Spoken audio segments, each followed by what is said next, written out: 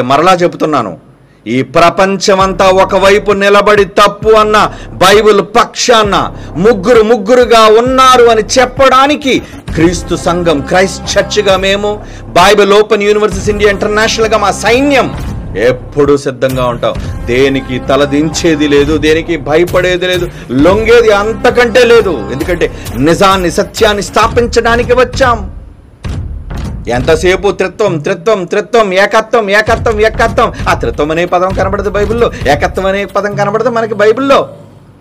ఏమండి, బొమ్మను చూపించి దానికి మళ్ళీ ఈక్వేషన్లు అండి, పనికిరాని ఈక్వేషన్లు. ఏంటా ఈక్వేషన్? 1 × 1 × 1 ఏమవుతుంది? 1 కదా.